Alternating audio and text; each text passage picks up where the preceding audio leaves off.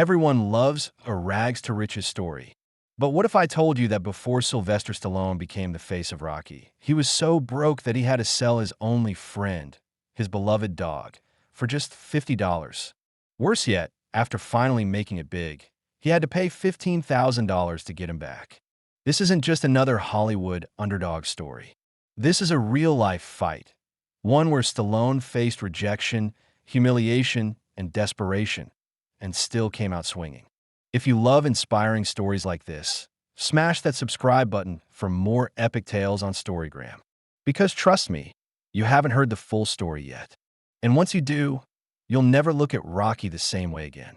Sylvester Stallone wasn't always the Hollywood legend we know today. In fact, before Rocky made him a household name, he was just another struggling actor, broke, desperate, and living on the edge of survival. In the early 1970s, Stallone was a nobody. He had moved to New York, trying to break into the industry, but Hollywood didn't want him. His unique, slurred speech and tough guy looks weren't what casting directors were looking for. He auditioned for hundreds of roles, but rejection after rejection piled up. Money was non-existent. He was living in a tiny, rundown apartment, barely scraping by. He was so broke that he couldn't afford heating in the winter. He'd sit in his freezing room, wrapped in whatever clothes he had, trying to write scripts or memorize lines. But no matter how hard he worked, the doors of Hollywood remained shut. And then it got worse. Bills kept coming.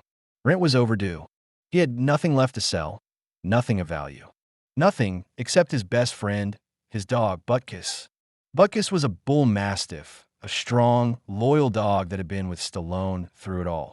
They had slept together on cold nights, shared whatever scraps of food Stallone could afford, and walked the streets of New York as two outcasts with nothing to their names. But desperation changes people, and Stallone was desperate. One day, with $0 in his pocket and zero hope in sight, he made the hardest decision of his life. He walked to a liquor store and stood outside, waiting. A man walked by. He looked like the type who might want a strong dog. Stallone swallowed his pride, approached him, and made the offer. "Hey man, you want a dog?" The guy looked at Butkus, then at Stallone. He could see the desperation in his eyes. Maybe he felt bad for him.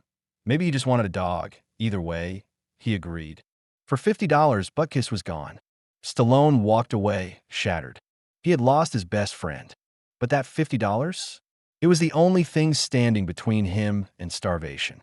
And then something happened that changed everything. He saw a boxing match. Muhammad Ali versus Chuck Wepner. Wepner was a no-name fighter, someone everyone expected to get destroyed. But the guy just wouldn't go down. He kept swinging, kept fighting. He took beating after beating, but he stood his ground. Stallone sat there, watching this underdog, and something inside him snapped. An idea hit him. A fighter. An unknown with nothing to lose. A man nobody believed in, stepping into the ring against the greatest. A guy who had been knocked down 1,000 times but refused to stay down. It was a story. It was his story, and he knew exactly what he had to do. Sylvester Stallone rushed home that night, his mind on fire. The story of Rocky had hit him like a lightning bolt. It wasn't just an idea, it was his destiny. He grabbed a pen, sat down in his tiny, freezing apartment, and started writing. Hour after hour, word after word, he poured his soul onto the page. He didn't stop. He barely ate. He barely slept. For 3 straight days, he wrote like a man possessed. By the time he was done, Rocky was alive. It wasn't just a script, it was a story. A story about a nobody, a guy who had been counted out his whole life, suddenly getting a shot at something bigger. Not because he was the best, not because he was the strongest, but because he had heart. Because he refused to stay down. Stallone knew this was the one. This script was going to change everything. The fight begins. With the completed script in his hands, Stallone hit the streets. He knocked on doors, met with producers, and pitched Rocky like his life depended on it. Because it did. But rejection followed him like a shadow. Nobody wants a boxing movie. The script is okay, but boxing doesn't sell. You're a writer, Stallone, not a leading man. They liked the script, sure. Some studios even offered him $25,000 for it, money that could change his life overnight. But they didn't want him. They wanted the story. They wanted Rocky. They just didn't want Sylvester Stallone to be Rocky. And that was a problem. Because Stallone hadn't written this movie for someone else to star in. It wasn't just a character. It was him. So, he did the unthinkable. He turned down the money. Broke, hungry, living in a tiny apartment with nothing to his name. And he said no. The producers thought he was insane. You're going to throw away $25,000? But Stallone stood firm. No Stallone, no Rocky. Time passed. More offers came in. $50,000, $75,000, $100,000. Each time, the answer was the same. I play Rocky, or you don't get the script. By now, his bank account was empty. His fridge was empty. His life was empty. And worst of all, his best friend was gone. Every day, he thought about Butkus. He wondered if the guy who bought him was treating him well, if he was okay, if he remembered him. But he had made his choice, and he had to live with it. Then, just when things seemed hopeless, something crazy happened. The studio caved. They agreed to let Stallone play Rocky. But in exchange, they cut his payment to almost nothing. Instead of $100,000 plus for the script, he'd only get $35,000. A fraction of what he could have had. But it didn't matter, because now he had his shot. First stop, the liquor store. With that check in his hands, Stallone didn't go buy a car. He didn't move into a fancy apartment. He didn't go celebrate. No, he ran straight back to that liquor store. To find the man who had his dog. To bring Butkus home. And that's when things got really interesting. Sylvester Stallone pushed open the door of the liquor store, his heart hammering in his chest. It had been weeks, maybe even months, since he had seen Butkus. And in that time, Stallone had thought about only two things. Making Rocky a reality. Getting his dog back. Now, he had money in his pocket and fire in his gut. He was ready. But life had a funny way of testing just how bad you really want something. I want my dog back. The guy who had bought Butkus was standing behind the counter, half distracted, bagging up someone's beer. Stallone didn't wait. He marched up, leaned forward, and laid it all on the line. Hey man, remember me? I sold you my dog a while back. The guy looked at him, then shrugged. Maybe. I want him back. The man paused. Then he laughed. Oh no. No, no, no. That dog? He's mine now. Stallone clenched his fists. He had been ready for a lot of things, but not this. He had expected the guy to sell Butkus back to him, no problem. He had hoped for a little kindness. Instead, this random guy, was looking at him like he was crazy, like the idea of giving up Butkus was a joke. And that's when it hit him. This wasn't going to be easy. The negotiation from hell. Stallone tried everything. First, he played it cool. Listen, man, I was in a bad place. But now, things have turned around. I just want my dog back. The guy shook his head. Not happening. Then, he pulled out the money. Stallone reached into his pocket, pulled out a wad of cash, and held it up. Look, I'll pay you. Name a price. The guy looked at the money. Then, slowly he grinned. And that's when Stallone knew he was screwed. The price of loyalty. This wasn't about selling a dog back. This was about power. This guy wasn't just going to let Stallone walk in, throw some money down, and take Butkus. No chance. He knew exactly what he was doing. And so he leaned in, smirking. 15 grand. Stallone froze. $15,000. For the dog he had raised. The dog he had loved. The dog who had slept beside him when he had nothing. This guy was extorting him. And worst of all, it was working. The hardest decision of his life. $15,000 was most of what he had. With that money, he could have gotten a better apartment, a car, security. Instead, he was being asked to hand it all over for a dog. A dog. And for one insane second, Stallone hesitated. Was this crazy? Was he really about to drop $15,000 on a dog? And then he looked at the guy. He looked at his smug little face, the way he was so sure that Stallone would fold. And suddenly, there was no hesitation left. Because this wasn't just about a dog anymore. This was about who Stallone was. I'll take him. Stallone pulled out the money. He didn't argue. Didn't beg. He paid the price. The guy counted the bills, looking victorious, then finally handed over Butkus. And when that dog saw Stallone, He went crazy, jumped on him, licked his face, whined, barked.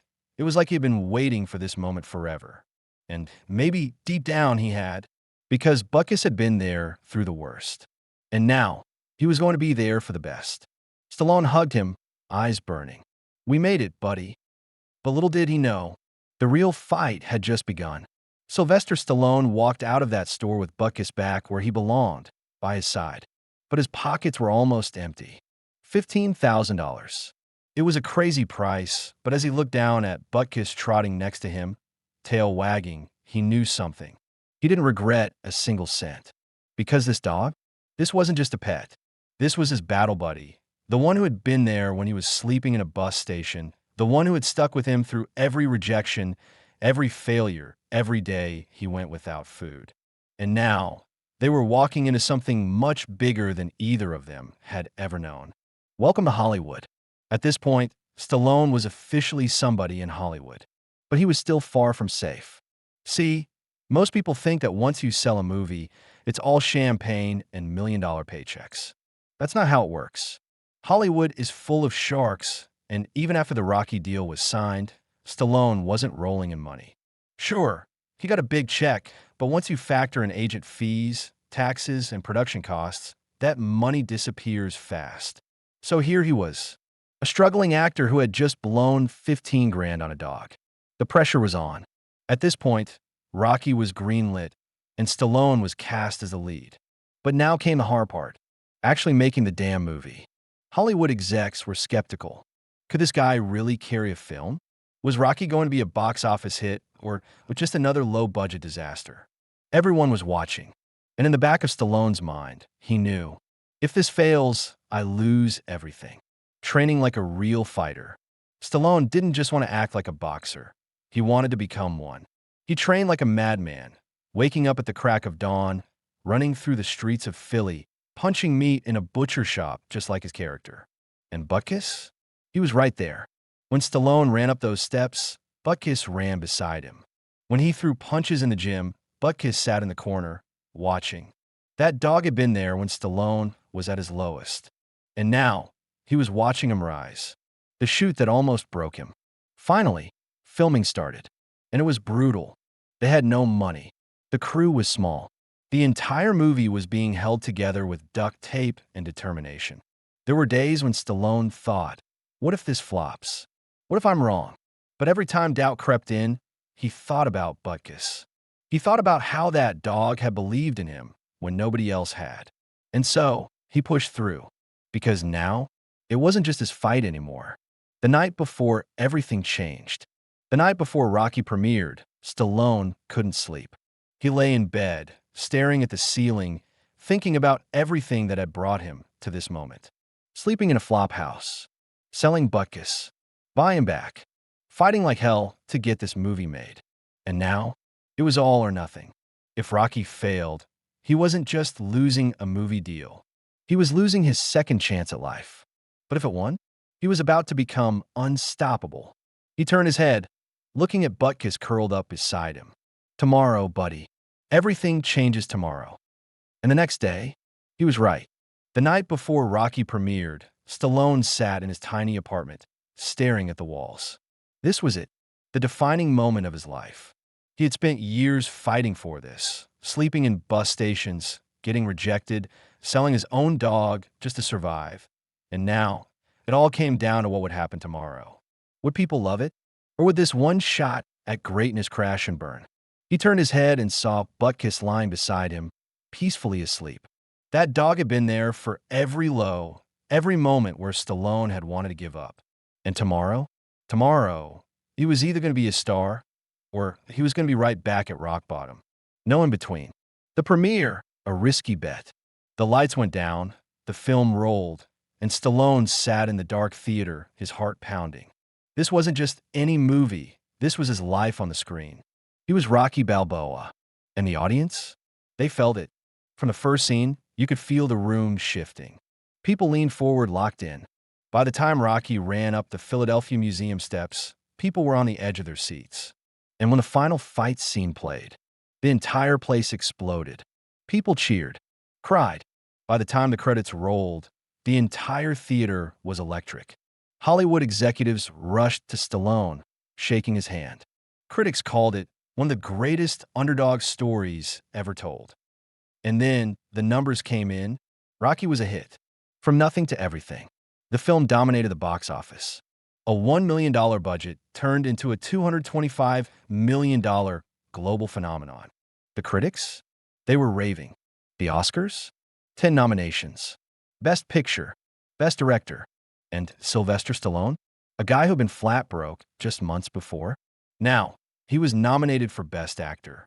Suddenly, the nobody that Hollywood had rejected was the biggest name in the industry. But Stallone hadn't forgotten. Now, Stallone could have let it all go to his head. He could have burned bridges. But he didn't. He remembered where he came from. He remembered what it felt like to have nothing. And most of all, he remembered who had been there for him when no one else had. One night, after a big Hollywood party, he got home, sat on his couch, and looked down at Butkus. And he just smiled, because in the end, it wasn't about the money. It wasn't about the fame. It was about never giving up. It was about fighting for what you believe in, even when the world tells you you're not good enough. Because sometimes, that one fight is all it takes. The final fight, a promise kept. The success of Rocky had turned Sylvester Stallone into an overnight sensation. He was rich, famous, the kind of success he had dreamed of his entire life. But for some reason, he didn't feel finished yet, because there was one thing left to do, something that had been eating at him since the day he walked away, something that money alone couldn't fix. He had to get Butkus back. The search. Now, let's get one thing straight. Stallone hadn't forgotten for a single second. From the moment he handed Butkus over for $50, he had been thinking about how to undo it. But there was a problem. The guy who bought him didn't want to sell. In fact, now that Stallone was famous, the man saw an opportunity. So when Stallone found him and asked to buy Butkus back, the guy laughed. "You want him? Pay me." And the price? $15,000. For the dog Stallone had once sold for $50.